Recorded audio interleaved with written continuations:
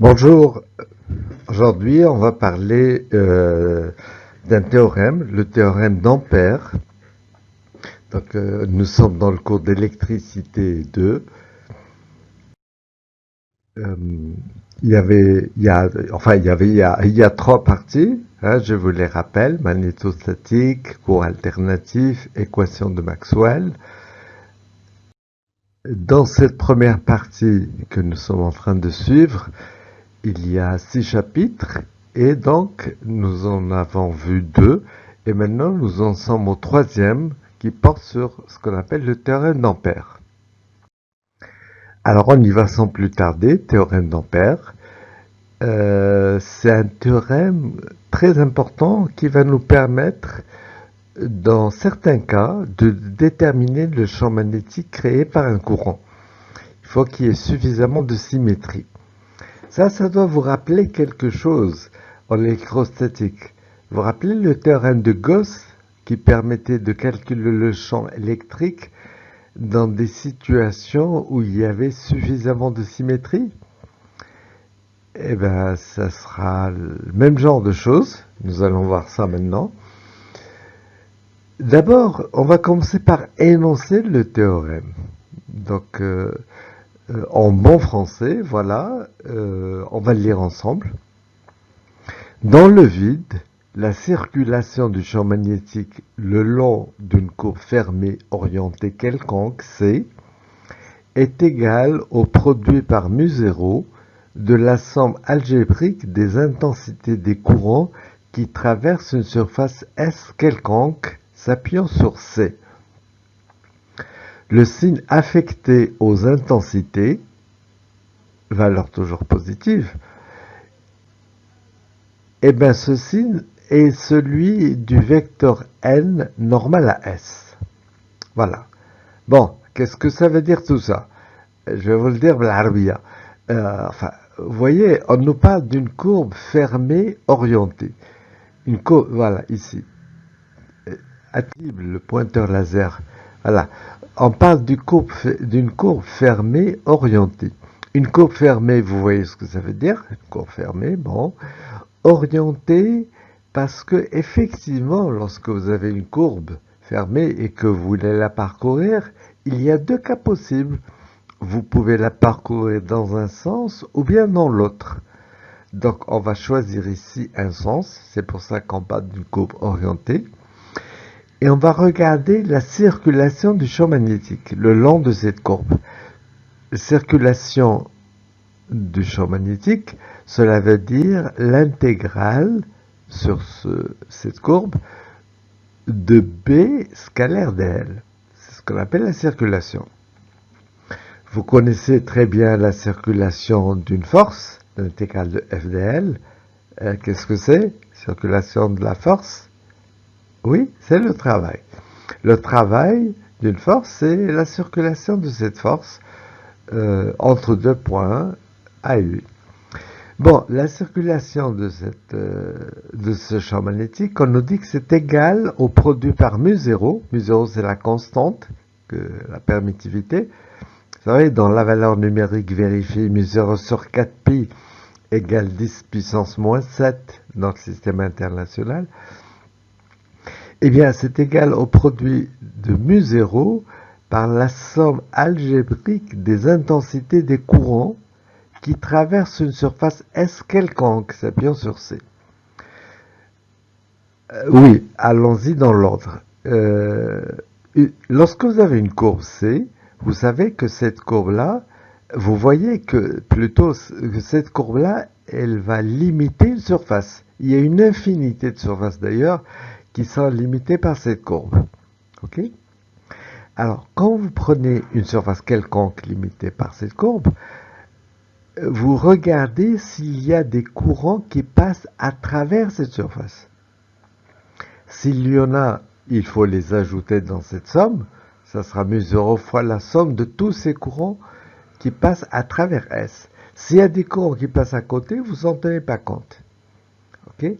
Mais on nous parle de somme algébrique, c'est-à-dire il y a des intensités qui vont être positives, qui vont être plutôt affectées d'un signe plus, et d'autres intensités qui vont être affectées d'un signe moins. Et ce signe-là va dépendre du vecteur n qui est normal à S. Oui, vous vous rappelez que la courbe était orientée. Eh bien, si une courbe est orientée, alors ça vous donne directement la direction du vecteur normal. C'est en appliquant la règle de la main droite. Hein. Vous vous rappelez comment on avait défini l'année dernière le vecteur surface ou le vecteur normal. Très bien. Alors, c'est peut-être pas encore très clair. Ben, vous allez voir, on va donner la forme mathématique, donc souvent l'intégrale, tout ça, et puis on prendra des exemples et ça sera beaucoup plus clair. Donc, allons-y pour la forme mathématique d'abord. Ça, ici, vous voyez la circulation de B. Circulation de B le long de C. Et ben, c'est égal au produit de mu0 par la somme algébrique, il y a plus ou moins la somme algébrique des courants. D'accord? Et si on prend un exemple pour visualiser ça, voilà, je vous ai dessiné une petite chose ici. Dans les pointillés rouges, vous voyez une courbe fermée, elle est fermée là, avec un sens de parcours, ici. Donc elle est orientée. Et la circulation de P, le long de cette courbe, c'est qu'à la mesure fois la somme des courants qui traversent une surface limitée par C. Alors qu'est-ce qu'il y a comme courant? Bah, vous voyez qu'il y a I1, I2. I3, lui, il passe à côté. Donc I3, on n'en parle pas. Il y a I1, I2. Bon, mais lesquels je vais affecter d'un signe moins et lesquels je vais affecter d'un signe plus, ça va dépendre de la normale AC. Donc, vous voyez, si j'ai choisi ce sens de parcours, vous appliquez votre main droite, hein, vous la mettez perpendiculairement au plan de la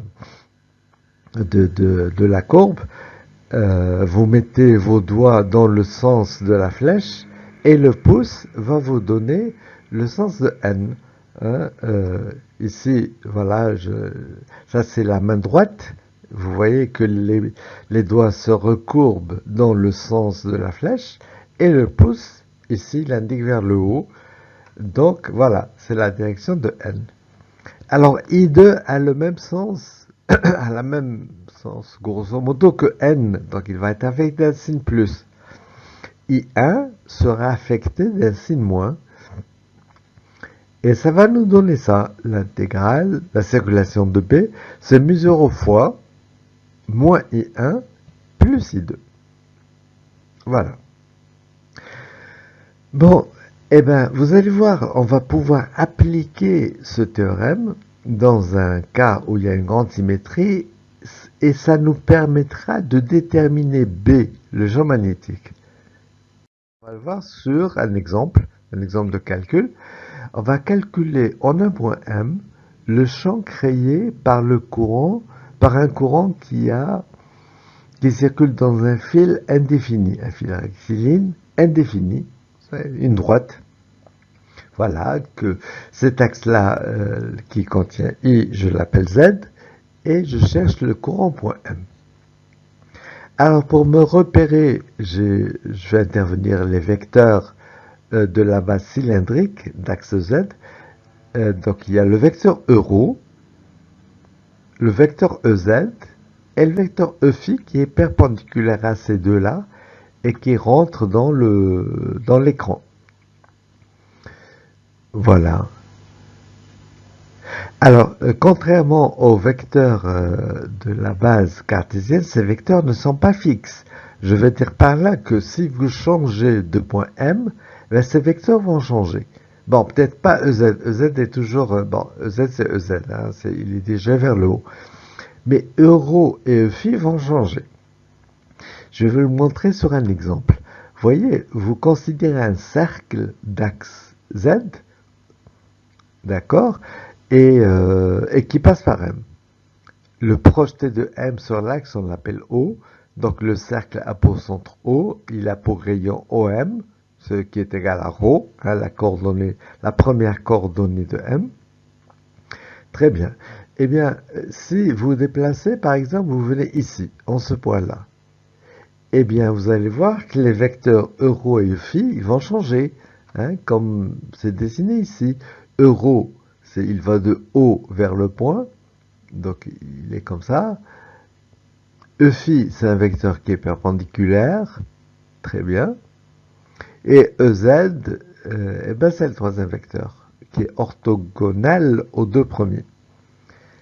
Donc vous voyez, les vecteurs euro et phi changent. On le voit très très bien sur cette figure. Bien, on va pouvoir appliquer le théorème d'Ampère et pour ça, je vais vous indiquer 5 étapes. Il y aura 5 étapes, comme ça vous allez rien oublier. Toujours, on appliquera en 5 étapes. La première étape, ça concerne la symétrie et l'invariance. Bon, d'abord symétrie.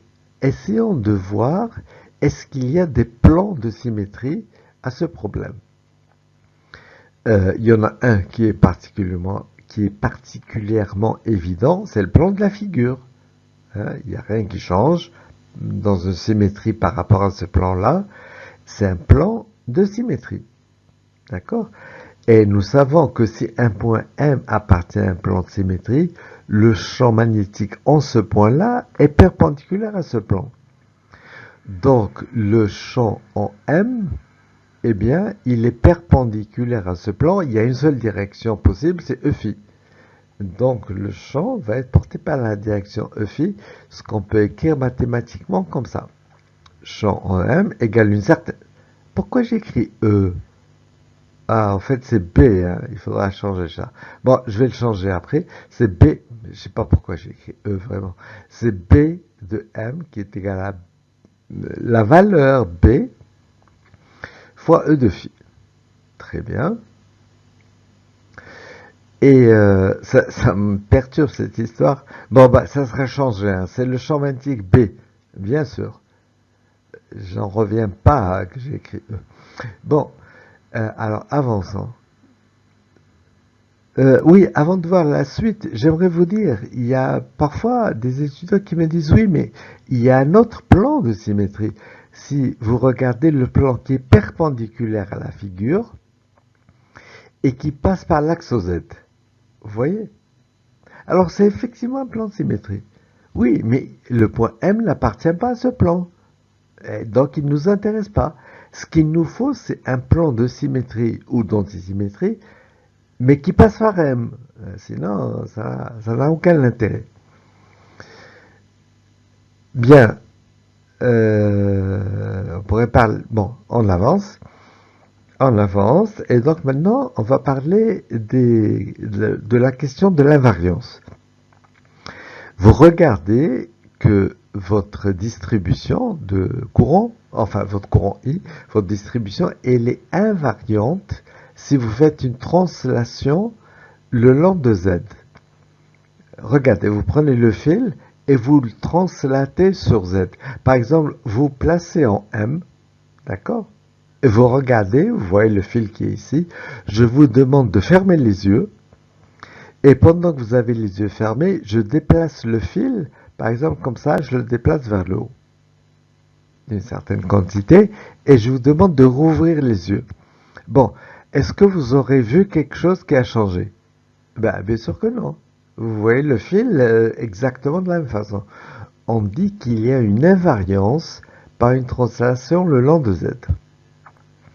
Pour vous permettre de comprendre, je vais vous montrer une translation qui ne laisse pas le problème invariant. Si je fais maintenant une translation dans la direction de OM, enfin, même chose, vous placez en M, vous regardez le fil, il est là, à une certaine distance, et pendant que vous avez les yeux, je vous demande de fermer les yeux, et pendant que vous avez les yeux fermés, je déplace le fil en l'approchant de vous, l'approchant du point M. Lorsque j'arrive ici, je vous demande d'ouvrir les yeux. Est-ce que quelque chose a changé? Ben oui, le fil maintenant il est plus proche. Donc, la translation selon la direction perpendiculaire à Z ne donne pas cette invariance. Voilà. La seule invariance par translation, c'est selon Z. Par ailleurs, il y a une translation aussi, il y a une invariance aussi, pardon, une invariance dans toute rotation de n'importe quel angle phi autour de Z. Vous voyez que si vous tournez le fil autour de Z, ben, il va rester lui-même. Donc, vous voyez que rien ne change. Et dans ces conditions, eh bien, le champ magnétique B lui-même ne va pas dépendre ni de Z, ni de l'angle phi. Il ne dépend que de ρ. Une autre façon de le dire, si vous voulez, ça vous permettrait, je pense, de voir clairement cette histoire d'invariance. Regardez, vous placez sur M. Et maintenant, vous laissez le fil là où il est, mais vous faites une translation de M le long Z. Vous venez ici, par exemple. Ben, ici, vous voyez que rien n'a changé, puisque le fil est indéfini. La droite est infinie. Donc, le champ magnétique en ce point-là, ou au point M est le même. Le champ ne dépend pas de Z. De la même façon, si vous partez de ce point et vous tournez autour de l'axe le long de ce cercle en pointillé, donc en restant à la même distance du fil, vous tournez comme ça, vous voyez que en tout point, vous voyez le même paysage. Donc, le champ en B n'a aucune raison d'être différent entre ce point ou n'importe quel point. Le champ B ne dépend pas de phi. Ce qu'on peut écrire mathématiquement, bon, j'ai encore écrit E, hein, c'est B, B de M égale B de ρ. Hein, normalement, on aurait écrit B de M égale B de ρ, phi et Z, n'est-ce pas? Mais comme ça ne dépend pas de phi et de Z, eh bien, il reste que B de M égale B de ρ. Très bien. Et donc, d'où B de M, le vecteur B de M égale B de ρ porté par le vecteur E phi. Vous voyez que dans cette égalité-là, il y a deux informations. La première information, c'est le fait que la direction du champ est portée par E phi. La deuxième information, c'est que le module du champ B ne dépend que de ρ. Voilà. Eh bien, ça, c'était l'étape 1. L'étape 2, on va choisir la courbe d'Ampère.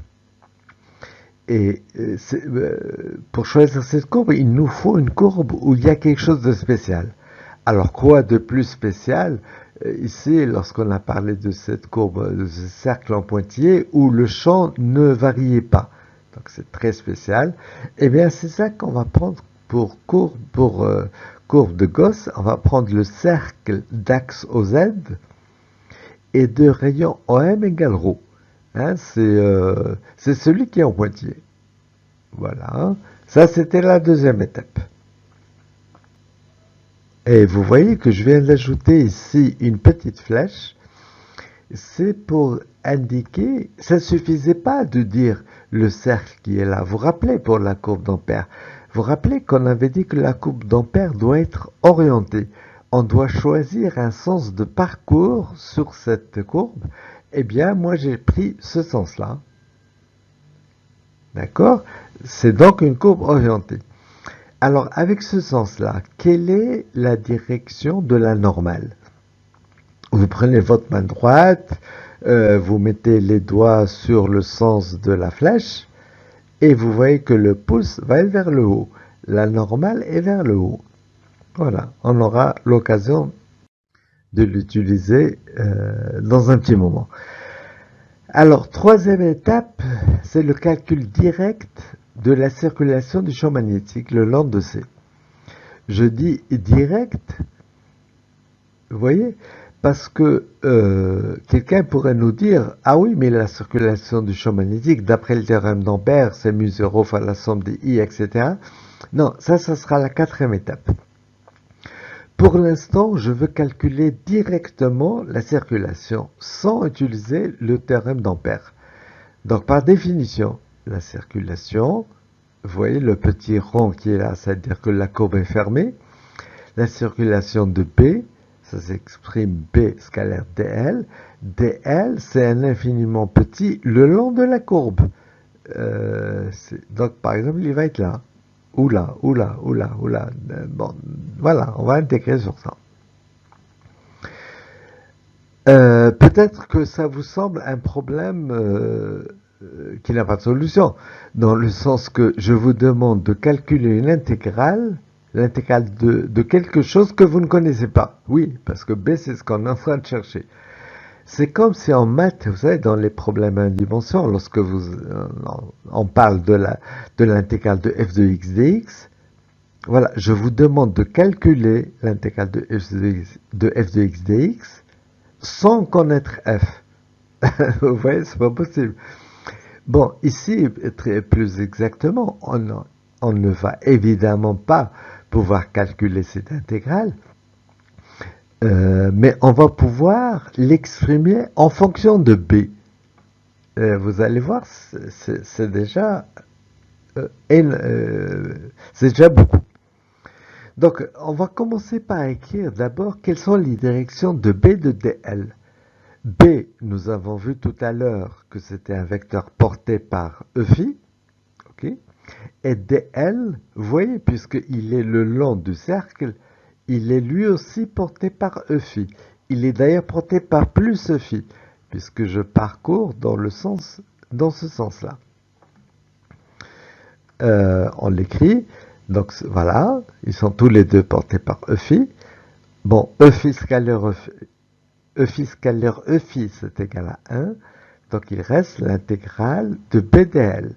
Et en plus, maintenant b, en tout point de ce cercle en pointillé, b est une constante, puisque en tout point tous les points qui sont sur le cercle ont le même ρ. C'est le rayon du cercle. Et puisque b ne dépend que de ρ, c'est que b reste constant en tout point de ce cercle. Je le sors de l'intégrale, voilà, ça m'a donné ceci, b scalaire dl, b l'intégrale de dl, et l'intégrale de dl, eh ben c'est L, c'est le périmètre du cercle, et c'est le périmètre d'un cercle de rayon R, c'est 2πr, donc ici ça sera 2πρ, voilà, ça sera b fois 2πρ. Ici, j'ouvre une parenthèse pour dire, il y a des étudiants qui disent « Ah oui, mais comment ça? L'autre jour, vous nous aviez dit que l'intégrale sur une coupe fermée de dl, c'est égal à 0. » Vous vous rappelez? Oui, mais on était en train de parler du vecteur dl. L'intégrale vectorielle de dl était nulle, c'est vrai. Mais ici, on est en train d'additionner toutes les normes de dl. Donc finalement, ça nous donne L. La longueur du cercle, c'est B. Donc la circulation, c'est B fois 2πρ. Très bien. Ben, c'est déjà l'étape 3. Parlons de l'étape 4, qui est le théorème d'Ampère, que je vous rappelle. La circulation de B sur une coupe fermée, c'est μ0 fois la somme algébrique des I. Alors, I, c'est donc indice I, c'est donc les courants qui passent à travers une surface ici, limitée par la courbe. Or, qu'est-ce qu'il y a comme courant qui passe à l'intérieur de ce cercle? Il y a le courant I. Voilà, il y a un seul courant, I. Bon, est-ce qu'il faut compter positivement ou négativement?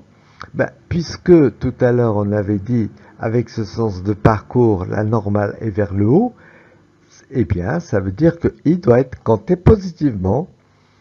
Et donc, on a ici l'intégrale de BDL égale à μ0 I. Voilà. Et donc, dernière étape, ce sera la conclusion. Oui, je vais dire cette expression-là va être égale à cette expression, puisque tous les deux, c'est la circulation de P.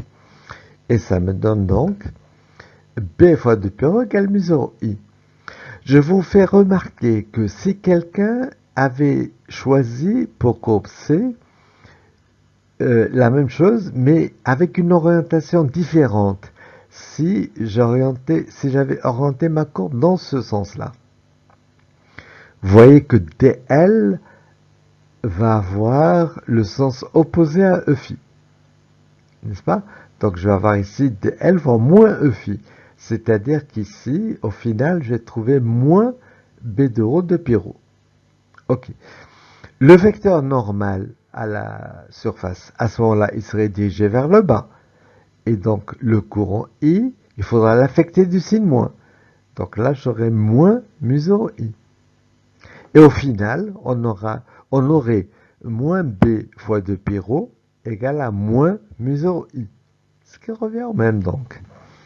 Et notre conclusion, c'est que le champ, ouais, vous tirez B de la mu 0 I sur 2 pi rho, nous savons que c'est porté par EφI. Donc le champ B, c'est égal à mu 0 I sur 2 pi rho porté par EφI. Voilà un résultat extrêmement classique qui vous permet, j'espère, de vous habituer un petit peu à ce théorème d'Ampère. En TD, nous verrons d'autres applications, enfin d'autres exemples de calcul de situations où on utilise le théorème d'Ampère. Bien, dernier paragraphe du cours d'aujourd'hui, c'est ce qu'on appelle la forme locale du théorème d'Ampère. Oui, parce qu'actuellement, on a vu ce qu'on appelle la forme intégrale. Vous voyez, la circulation le long de la courbe. C'est bon. Maintenant, on voudrait voir une relation qui, en fait, donne et qui s'applique, si vous voulez, en un point, au voisinage d'un point uniquement. Alors, pour la faire apparaître, pour la démontrer, on va considérer une situation générale. Vous avez un corps ici avec une densité J, une densité de courant J qui va là-dedans. Si j'appelle cette section, toute la section S, eh ben, j'ai un courant I qui circule là-dedans. Maintenant, regardez, si je prends une autre section S', plus petite que S, hein, à travers cette section S', qui est limitée d'ailleurs par une courbe C', vous voyez que j'ai un courant I', et I' va être plus petit que I, puisque S' a un diamètre plus petit que S, si vous voulez. Bon, j'ai un courant I'. Et quelle est la relation entre I' et J? Bon, je vous rappelle que l'intensité d'un courant, eh bien, c'est le flux de J à travers la surface que je considère. Donc ici, l'intégrale de S', l'intégrale de J. I serait égal à l'intégrale de J de S sur S, pas sur S'. D'accord? Donc voici l'intensité à travers cette surface, à travers une surface qui est limitée par la courbe C. Très bien. Maintenant, on va d'abord rappeler l'expression du théorème d'Ampère dans sa forme intégrale. La voilà, circulation de B le long de cette courbe C', c'est donc mu 0 I', puisqu'il y a un seul courant qui passe à travers la surface limitée par C'. Et I', nous avons remplacé par l'expression qui est là-haut. Donc, la circulation de B, c'est mu 0 fois ce qu'on pourrait appeler le flux de J à travers S'. Hein, ça, c'est un flux. Bien. Maintenant, cette intégrale-là, cette circulation, c'est une intégrale à une dimension, eh bien, il y a un théorème mathématique qui permet de changer, de passer de cette intégrale simple à une intégrale double, ce qu'on appelle le théorème de Stokes. Vous avez dû le voir en mathématiques. En tout cas, je vous le rappelle ici. Théorème de Stokes, il nous dit que ça, c'est mathématique, hein, ça n'a rien à voir. Pardon, ça, c'est cette première égalité. Ça n'a rien à voir avec la physique. La circulation, l'intégrale simple de B, le long d'une courbe, c'est égal au flux du rotationnel de B à travers toute surface S' qui est limitée par C'. Vous pouvez remplacer le champ B par n'importe quel champ X. Vous allez avoir l'intégrale de X dl, X scalaire dl, égale à l'intégrale double du rotationnel de X ds'. Alors, je dis n'importe quel vecteur X, oui, enfin, à condition que ces dérivés, que ces composantes soient dérivables, puisqu'on parle du rotationnel de B. Vous savez, là-dedans, il y a dB sur dx, plutôt dBx sur dy, dB, enfin, toutes les composantes, vous les dérivez par rapport aux coordonnées. D'accord? Ce qui me rappelle, quand j'avais votre âge, un professeur qui nous parlait de ça, et il nous disait qu'il faut que la fonction soit gentille. Il disait gentil. Bon, moi je savais ce que c'était une personne gentille, une personne sympathique, gentille. Mais une fonction, c'est quoi une fonction gentille? Eh bien, il voulait dire par là une fonction gentille, c'est-à-dire dont les composantes varient gentiment. Il n'y a pas de variation brusque, il n'y a pas de discontinuité par exemple, il n'y a pas de point anguleux. Vous voyez? Parce que s'il y a ces choses-là, la fonction n'est pas dérivable. Bon, mais pour toutes les fonctions que nous allons rencontrer, ces fonctions sont à composantes dérivables, et donc ce théorème de Stokes s'applique sans problème. Et ici, je dis que cette expression-là, en même temps, j'utilise la ligne précédente pour voir que ce rotationnel est égal, enfin l'intégrale de ce rotationnel égale le flux de mu 0j. Bien. Alors, de ceci, on va tirer la forme locale, ce qu'on appelle forme locale, du théorème d'Ampère. Attends, ça va être, donc, vous voyez, vous comparez les deux expressions, ça va être que rotationnel de B est égal à mu 0j. Mais dites-moi, est-ce que c'est obligé? Est-ce que, d'abord, lorsque deux intégrales sont égales, est-ce que ce qu'il y a sous l'intégrale, est-ce que c'est le même? Ça, pas nécessairement, bien sûr. Pas nécessairement. Mais ici, en fait, c'est quelle que soit la surface S'. Alors, pour cela, il faut bien entendu que le rotationnel de B scalaire ds' soit égal à mu 0j scalaire ds'. Et là aussi, lorsque vous avez cette égalité de produit scalaire, lorsque vous avez A scalaire B égale à C scalaire B, est-ce que A égale C? Bien sûr que non. Mais ici, ça va être le cas, puisque, je vous dis, c'est valable aussi quel que soit ds, si vous voulez. Donc, enfin, tout ça pour vous dire que l'expression locale du théorème d'Ampère, ce sera rotationnel de B égale mu 0j. Donc, vous voyez, c'est pour ça qu'on l'appelle forme locale. C'est ce qui se passe au voisinage d'un point. Ici, c'était le point au centre, ici. Et bien, au voisinage de ce point, le rotationnel de B, enfin, le rotationnel de B en ce point-là, pour connaître le rotationnel de B en ce point-là, on a besoin de la valeur de B dans le voisinage de B, enfin, comment varient ces composantes. Eh bien, ce rotationnel est donc relié à la densité de courant en ce point par la relation rotationnelle de B égale mu 0j.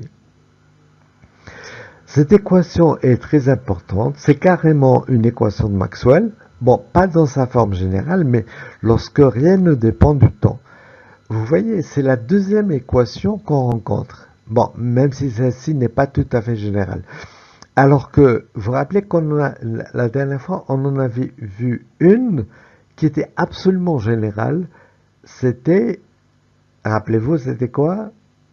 Oui, exactement, divergence B égale 0. Divergence B égale 0 est une relation qui est vraie dans n'importe quelle situation. Voilà. Eh bien, on aura l'occasion d'en reparler. Je pense que, voilà, c'est terminé. Je vais vous dire au revoir. Merci pour votre attention.